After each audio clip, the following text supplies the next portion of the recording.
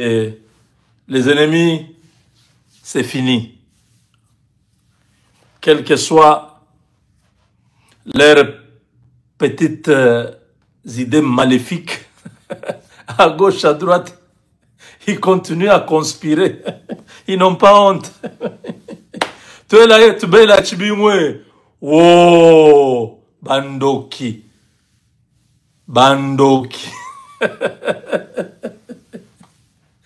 Tu es là, comme tu es là, oh. Hein? Tu es là en lingala, c'est quoi? Tolo la bango. Ouais, ouais. Tolo la bango. Les sorciers, il faut te le Chibingu. Wow! On aura un Chibingu qui va commencer à faire le tour du monde. Chimbobwe! Donc voilà, mes chers amis, Donald Trump, vous savez, il dit une chose et il le fait. C'est pas un président comme tous les autres présidents diaboliques que nous avons eu aux États-Unis, comme les Obama, les Clinton, hein, les Biden. C'est des présidents diaboliques, foncièrement méphistophéliques. On les appelle les mondialistes, les globalistes, ceux qui pensent que le monde doit être un village. Trump n'est pas globaliste, Trump est nationaliste, patriote. Trump croit à la patrie, il ne croit pas au monde.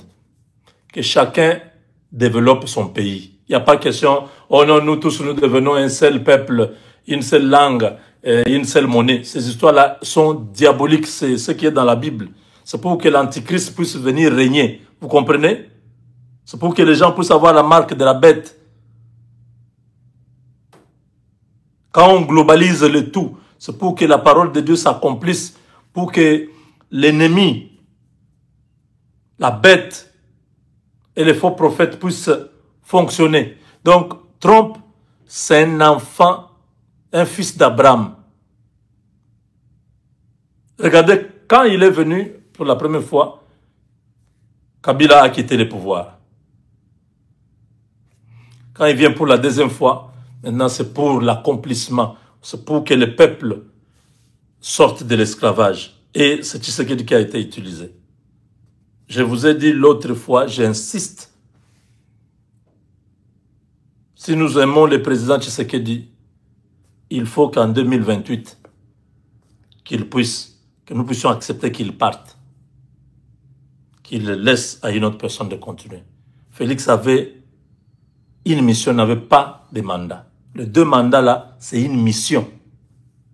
C'était la mission de résister à un système qui était là. Kagame renverser ce système pour libérer le Congo.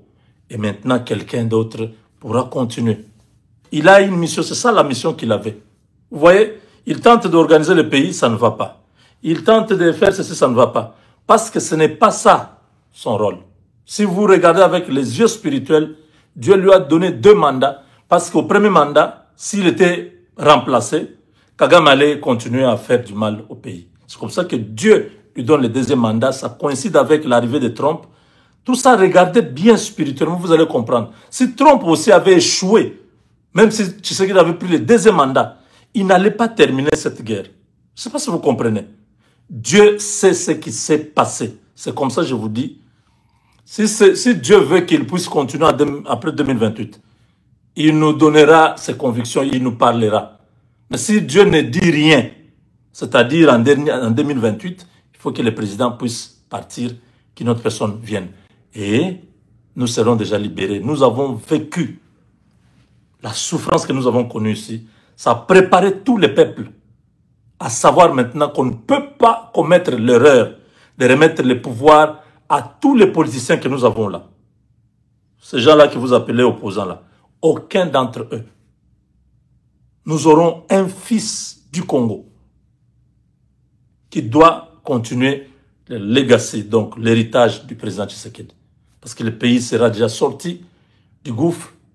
La stabilité avec les Américains, les entreprises qui seront installées, l'économie qui sera en train de monter, on aura maintenant besoin d'un manager, d'un bon manager qui pourra avoir une vision globale pour le développement du pays. Commençons à croire à ça. Je ne veux pas que nous soyons dans le fanatisme qu'il reste jusqu'à la venue du Seigneur. Non. Vous voyez les 6 ans déjà. Vous voyez là où nous sommes. Vous voyez comment il tente, même ses propres amis, les gens en qui il avait mis confiance. Vous voyez comment il gère le pays. Lui n'a pas reçu cette mission-là de venir bien gérer le pays.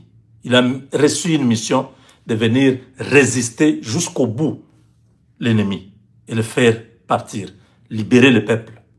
C'est ça sa mission. Donc, ce que nous disons là, c'est par l'inspiration divine. Je ne dis pas que Dieu m'a montré qu'en 2028, Félix est parti. Non, non, je ne vous ai pas dit ça. Je dis, je suis en train d'avoir une conviction que, au vu de tout ce que je vois, mais il tente de faire 145 territoires. Les gens bouffent l'argent. Il tente, les gens bouffent l'argent. Kalambambouche, les gens bouffent l'argent. Tous les projets, même Kinshasa, regarde, même les marchés seulement. Regardez les marchés à Kinshasa. Là où Félix est président, il est dans la même ville. Les marchés, un marché simple à construire, ça doit prendre combien de temps? Regardez quand on dit saut de mouton, on montre les maquettes autre chose. Quand on veut construire maintenant, on veut construire autre chose. Regardez dans l'armée, 722 millions bouffés par les proches du président. J'ai dit 722 millions. Je n'ai même pas encore commencé à parler de ça. C'est dans quel secteur on ne va pas voir les gens bouffer l'argent? C'est presque partout. Mais le président, lui-même là où il est, il ne comprend pas. S'il doit comprendre, moi je veux que le président écoute cette émission, qu'il regarde cette émission. Monsieur le Président, vous avez reçu un mandat pour libérer les peuples qui étaient dans la souffrance. 18 ans, plus les 4 ans de Kabila père, 22 ans, nous avons souffert avec le Rwanda. C'est ça le travail que Dieu vous a... Votre personnalité, votre détermination, ça a aidé les pays. Maintenant là que nous avons presque, je dis, nous avons presque déjà terminé cette histoire.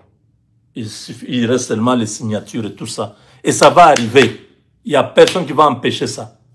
Vous allez signer cet accord de paix et la guerre sera finie. Les Américains vont commencer à venir dans le pays. Et ça va coïncider déjà avec la fin de votre mandat.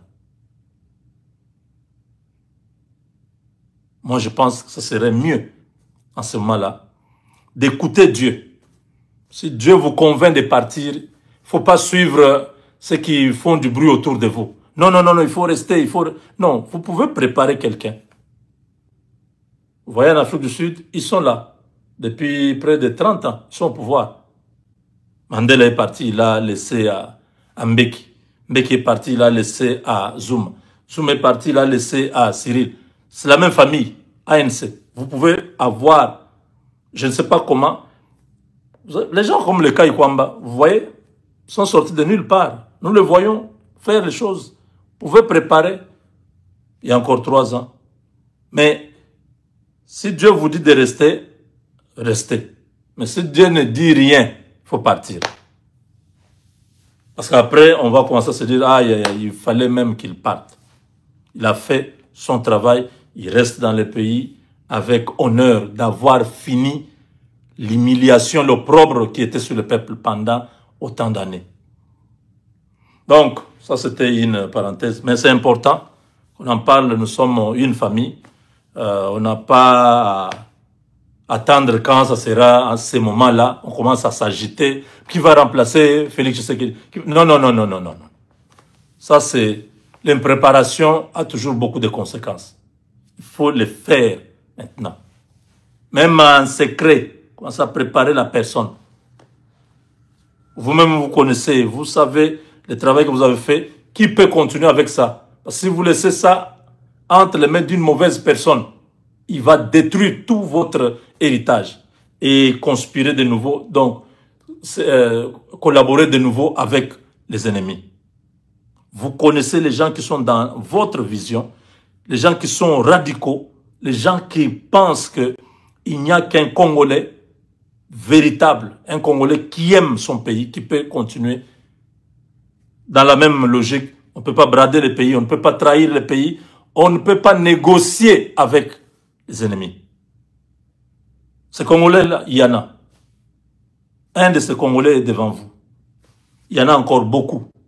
7000 qui n'ont pas fléchi devant balle. Vous, vous êtes parmi les 7000 qui ont refusé à Kagame en face. Vous avez refusé de conciliambile. On vous a proposé de marcher. Gagner aussi l'argent à l'Est ici, laisse cette histoire-là. Vous avez dit non. Kagame doit quitter le Congo. Et cette posture, aujourd'hui, a redonné à tout un peuple la joie.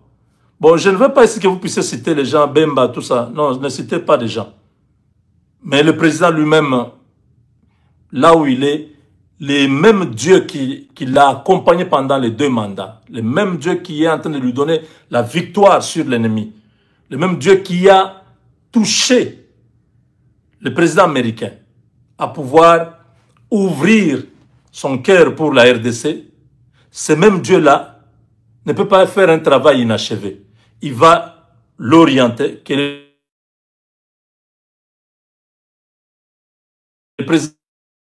le président de la République puisse prier. Le président prie. Dieu va te donner une révélation. Tu verras, paf, la personne. Et quand tu verras, n'hésitez pas. Ne prenez pas une deuxième option en vous. Si Dieu vous montre aujourd'hui, même cette nuit, même demain, si vous parle d'une personne, cette personne-là, prenez-la directement, protégez-la et commencez à travailler avec elle en secret. Dans beaucoup de choses, travaillez avec elle en secret, la personne. Je ne parle pas d'une femme ou d'un homme, je parle de la personne. Parce que si vous n'obéissez pas à la volonté de Dieu, vous-même vous saurez ce que Dieu pourra faire de vous. La désobéissance, Jonas s'est retrouvé dans les poissons. Donc, je sais que le président, c'est un chrétien, c'est un homme qui écoute Dieu, il va faire la volonté de Dieu. Donc, le président américain a déclaré que la guerre est terminée. La paix sera au Congo et au Rwanda très bientôt. Il a dit ça aujourd'hui lors d'une interview à une chaîne américaine. Attendez. I'm dealing we're going to talk about that. I'm dealing with Iran. I'm dealing with Rwanda and Congo, who are fighting, and we're trying to get that one straightened out, and I think we have done that. Did a great job. Nobody even talks about it, but I think we're close to doing that. They're looking like they're going to maybe make a peace deal, which would be good. But I'm dealing with a lot of different things. I'm dealing with Russia and Ukraine. I'm dealing we're going to talk about that. I'm dealing with Iran. I'm dealing with Rwanda and Congo, who are fighting, and we're trying to get that one straightened out, and I think we have done that. Did a great job. Nobody even talks about it, but I think we're close to doing that. They're looking like they're going to maybe make a peace deal, which would be good. But I'm dealing with a lot of different things. I'm dealing with Russia and Ukraine.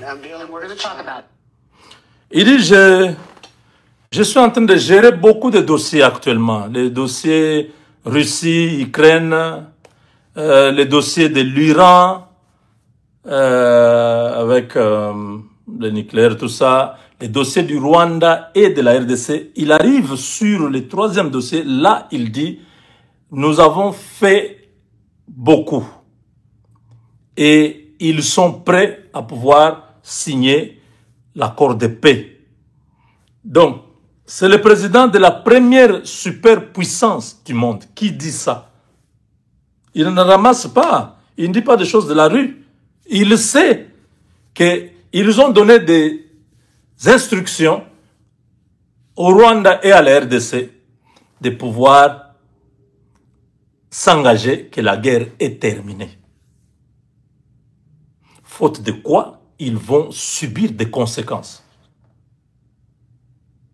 Et vous imaginez c'est qui est le grand perdant? C'est le Rwanda qui a... Comment je peux expliquer? Qui a misé presque la moitié de sa richesse dans cette guerre.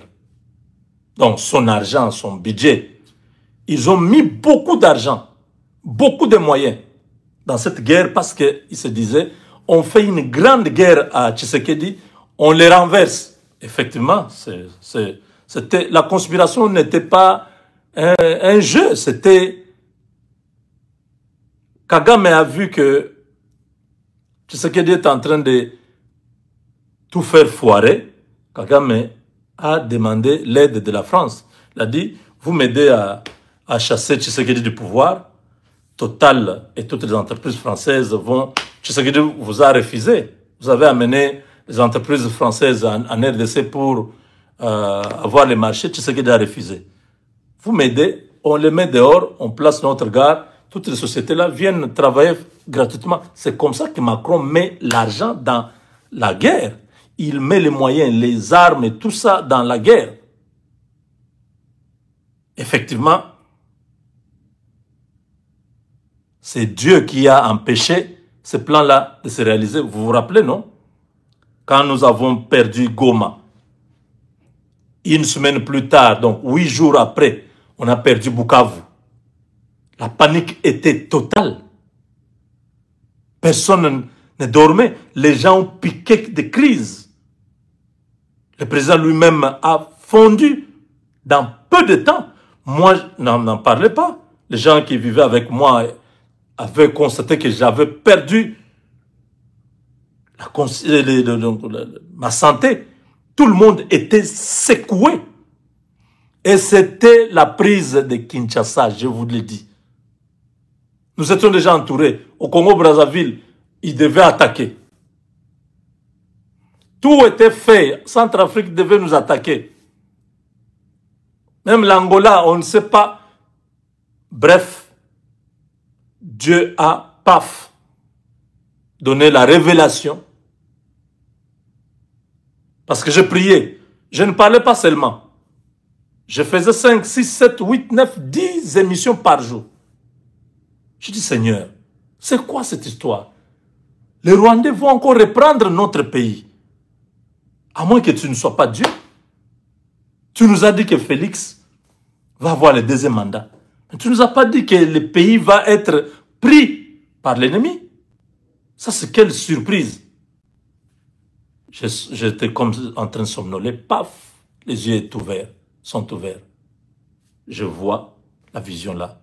Quand j'ai vu ça, et j'ai eu l'interprétation, j'ai dit, gloire à Dieu, la guerre est finie. La guerre est finie. Par la foi, j'ai cru que la guerre est finie. Mais sur le terrain, ces gens-là continuent à menacer. Je ne savais pas comment la guerre allait finir. Regardez, pas cette histoire de deal apparaît. Je dis, ah, attends, les Américains veulent nos minéraux et nous, la paix. Je dis, ah, Dieu ne ment jamais. Donc, ce que Dieu m'a montré au mois de février, un mois plus tard, Dieu donne la solution, comment la guerre va finir. La guerre là, vous voyez, ils sont conscients qu'avec la fin de la guerre en RDC, le Congo va décoller. Et le Congo va décoller si nous avons un dirigeant qui est capable de pouvoir punir. Vous savez, la loi a toujours existé partout dans le monde. C'est l'exécution de cette loi qui a toujours posé problème dans certaines parties du monde. quand il y a une faiblesse dans l'enforcement, donc c'est quoi? Hein, quelqu'un peut m'aider ici. Faire exécuter la loi ou faire appliquer, voilà, l'application de la loi. C'est à ce niveau-là que tout s'arrête au Congo. Les lois, il y en a plein. Il y en a beaucoup.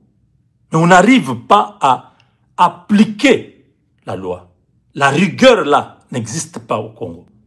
Donc on aura besoin, quand cette guerre se termine,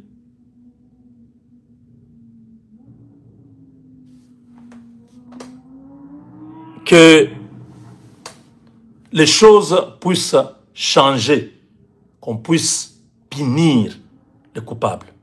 En ce moment-là, nous pouvons nous développer. Mais si c'est dans le même contexte ici, non, il n'y aura rien. Les Américains ne refuseront pas, ils vont venir. Mais nous n'allons pas gagner, et ils vont gagner. Nous serons toujours un peu désorganisés, un peu, comment on dit, complaisants, ouais. On va arrêter tel, oh non, non, non. Voyez un peu, ma tata Pogno, regardez comment on est en train de jouer avec la justice d'un pays. Hein.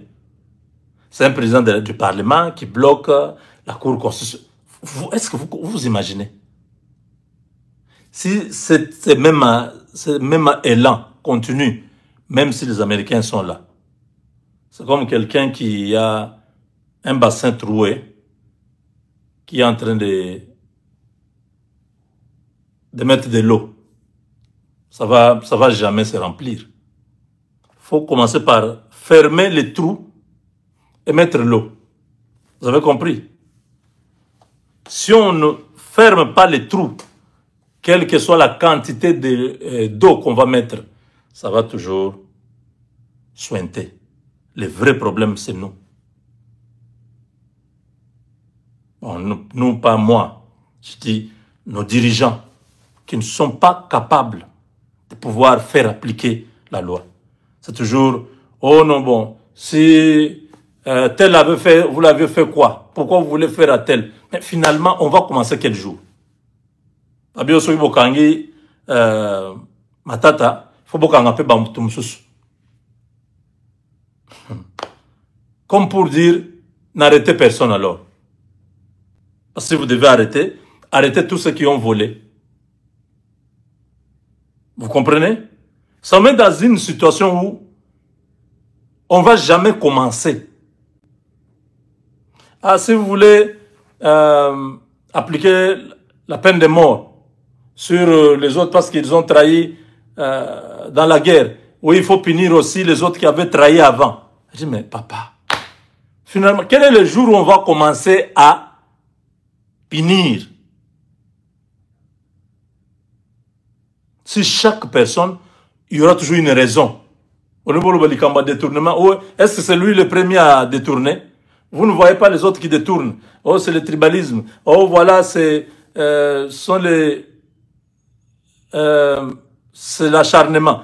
Au Congo, on a maintenant tous les termes pour justifier le mal.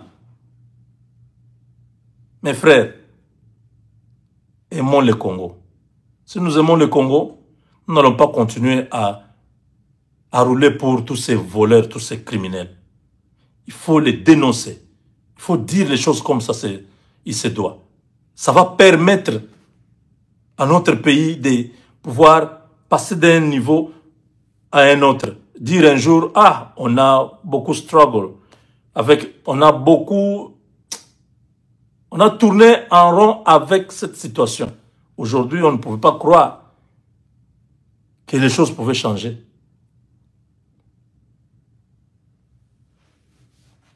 Personne ne rend compte. Personne ne rend compte.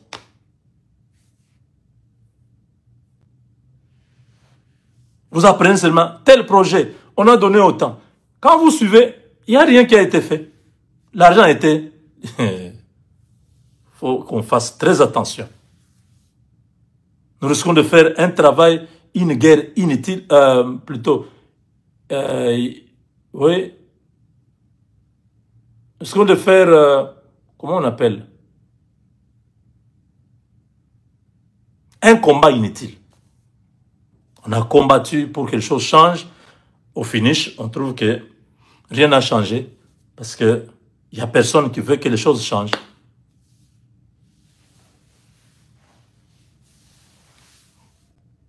Les gens qui travaillent mal, nous les dénonçons tous les jours, nous les connaissons tous. Mais personne ne les enlève. Vous allez voir peut-être les prochains gouvernements, vous voyez les mêmes personnes. Je dis, bon, finalement, qu'est-ce qu'on fait? Bon.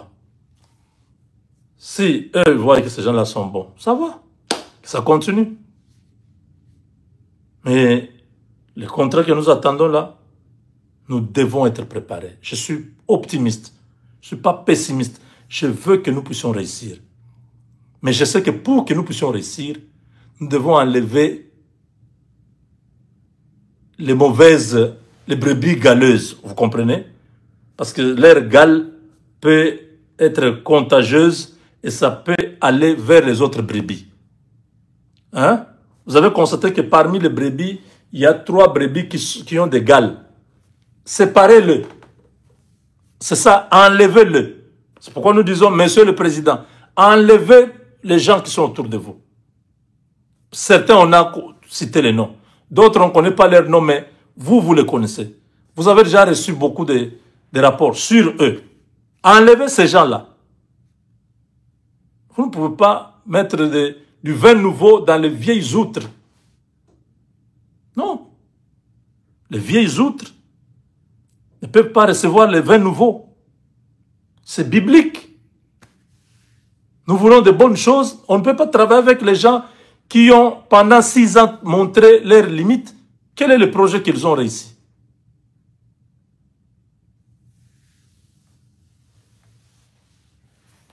En dehors du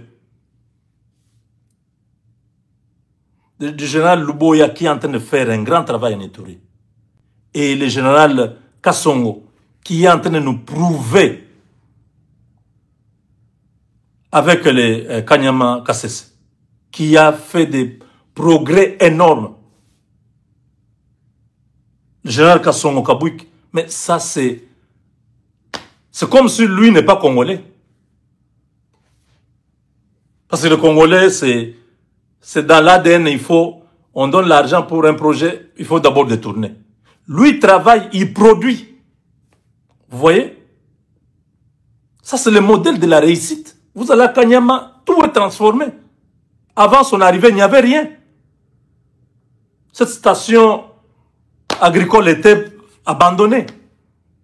Il a commencé par 0, avec des moyens de bord. Quand on aura l'occasion, peut-être prochainement, on pourra faire un tour pour prendre les images, vous montrer comment c'était et comment c'est devenu. En Ituri, vous voyez que il y a tous les gouverneurs, mais ces gens-là sont dans l'état de siège, ils sont en guerre, disons. Mais c'est pendant le temps difficile là que Luboya est en train de construire en Ituri. Vous voyez les gens, quand ils ont bien fait, nous disons ils ont bien fait. Quand les autres là sont en train de détruire, on ne peut pas acclamer. Avec Dieu, nous vaincrons. Le changement est possible. Nous attendons, nous savons que le chef, tout ce que nous disons ici, ça n'entre pas ici pour sortir là-bas. Le chef a déjà tout. Mais nous attendons. On m'a dit que très bientôt, il y aura beaucoup de changements. On attend. Avec Dieu, nous vaincrons. Et nous serons très contents de voir que ce changement-là est allé dans le sens de ce que nous voulons. Les gens comme le Jules Alinguette là, c'est des gens qui doivent, il sort, il va directement en prison. C'est Jules Alinguette et son groupe, ils sont à la présidence là, ils sont même certains membres de la famille. Je vous ai dit, il y a une liste. Il ne faut pas que cette liste-là s'applique pendant que ces gens-là sont là. Le chef va se débarrasser de tous ces gens-là. Vous avez compris. Tout va bien, va tiendre ma bouni. Nous, qu'on voit.